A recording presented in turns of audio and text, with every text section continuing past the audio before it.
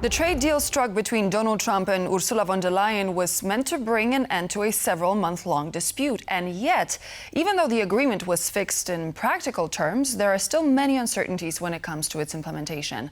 To discuss the challenges the deal embodies, I'm joined by Iain Begg, Professorial Research Fellow at the European Institute of the London School of Economics. Good evening, sir, and thank you so much for joining me on the program. Good evening to you too. So the deal between the US and the EU was welcomed with a certain dose of relief for some, and yet there are many uncertainties. What are these uncertainties, and when is the deal going to be implemented? Well, the first thing to say is that it's a political agreement between Trump and Ursula von der Leyen. As a political agreement, it has no formal legal standing, and what will be going on in both sides is an attempt to turn that political agreement into hard text, which sets the parameters and explains what's going to happen next. We also know that Trump in particular can be quite capricious, so that what he has agreed with Ursula von der Leyen during her visit to a Scottish golf course could easily be upset by some new decision on his part to use tariffs or other trade restrictions for entirely different purposes. So although the political deal is done, we're still a long way from having a formal, signed, legally binding document. So how long do you think that could possibly take? Months. Trade deals don't happen very easily because there's so much detail that has to go into them. So although the tone is set, it could be months, even into years, before the thing is formally settled. So we've seen that European automotive industry suffered hundreds of millions of losses due to tariffs. They're about to lose billions of more, according to latest reports. There are still some moving parts. We know that the European automotive industry is also looking in the direction of, for example, Mexico and Canada, that has higher tariffs agreed when it comes to automotive parts. How do you think those losses in the automotive industry reflect on the overall state of the economy since this tariff discussion began? Well, they clearly demonstrate the damage that's being done to particularly German exporters as a result of the tariffs that Trump has already imposed. It's also damaging from the perspective of uncertainty. You don't know whether the automobile industry will be fully brought within the proposed 15% tariff or will continue to have higher tariffs. There's also an uncertainty about whether parts, particularly parts coming from other parts of the world like China, will be subject to the same tariffs. They're built into European cars. Would they mean that the car is no longer eligible for the supposedly 15% favorable tariff? All these uncertainties are going to weigh on the industry, deter investment, and accentuate the losses they're already encountering. I'm happy that you mentioned investments because according to the latest reports, one point of concern is actually investor confidence in the EU. That has fallen sharply after Donald Trump's trade agreement with Brussels. Is Europe going to bounce back from this worrisome trend, or are we going to see that it is going to thwart, in a way, the future of some foreign investments?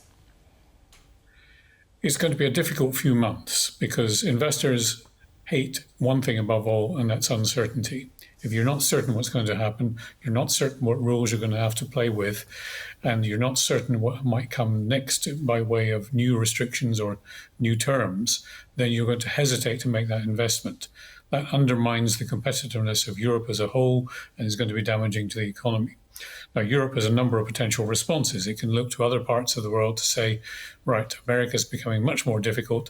Let's concentrate our exporting effort on elsewhere, which, let's face it, could well include China, which is something that causes its own political tensions.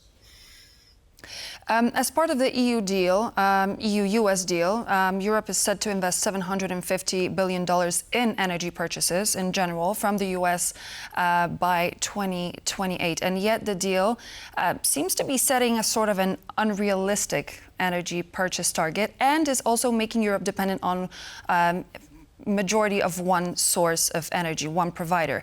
How do you think this issue is going to be addressed as the deal is enacted and is being discussed? As you said, it's going to take a few months since this is just a conversation that took place in Scotland. Well, yes, as a Scot, I approve of conversations taking place in Scotland, as you must We understand. very much do But approve these conversations. I think that I think what we're seeing is a process in which things could change quite radically. And if things do start to change, then you will see an attempt by Europe to go outside and find different ways of dealing with this, as I already mentioned.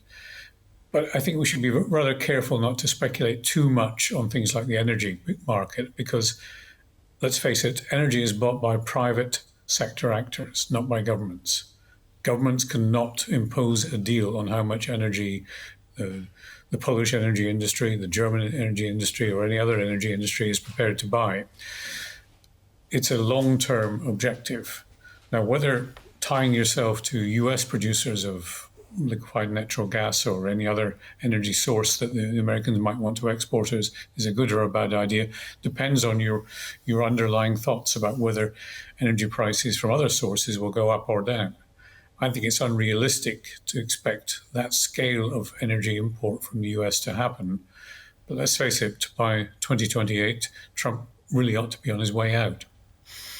And how well do you think EU is doing in terms of balancing energy security and political realities as of now? Well, Europe's been through a difficult time because of the dependence of so many countries, Poland being the exception, on gas coming from Russia. It was a big factor for Germany. Germany's had to adjust very rapidly to a new regime.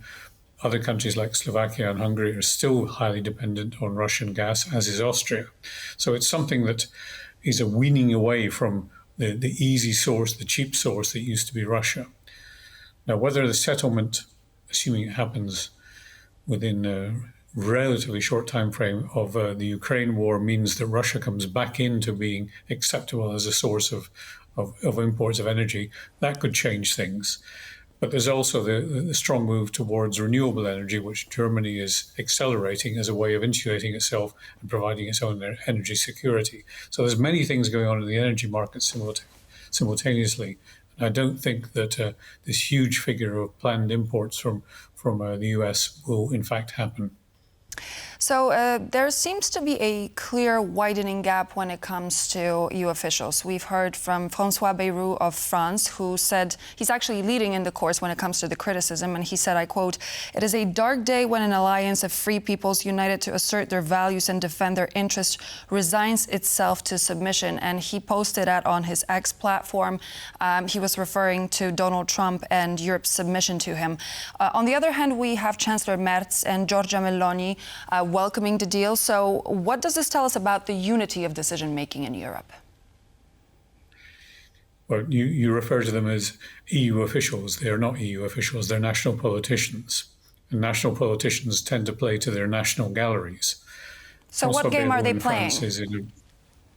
Well, François Bayrou in France is in a very delicate position. He's going to struggle to put through his current budget through the French Assemblée Nationale. So he is want to be seen to be tough, to stand up for France in a way which will endear him to some of the supporters he needs to attract to survive in France.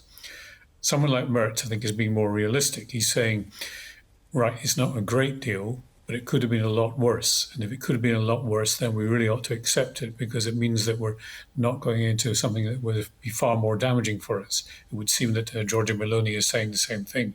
So you need to break down the motivations of those who are criticizing the current deal to ask what do they hope to get out of it. In nearly all cases, it's trying to speak to a domestic audience far more than to any other audience. Just before we go, how do you think this threat of higher tariffs on India by the US is going to affect peace on the European continent? There is definitely a connection there, especially when it comes to the deals that India has with Russia.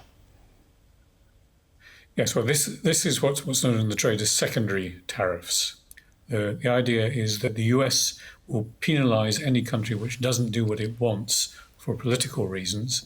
In India's case, it's because India is continuing to be a major importer of Russian oil and therefore funding the war in Ukraine.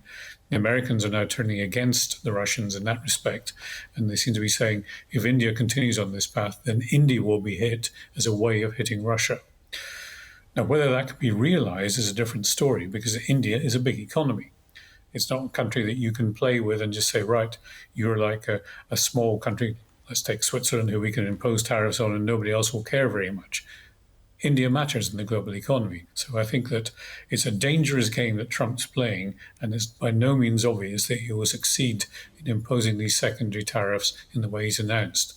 But we have the countdown of just a few days until his 10 to 12 days for Russia to change its stance. So I think we'll have to come back to this in beginning of next week.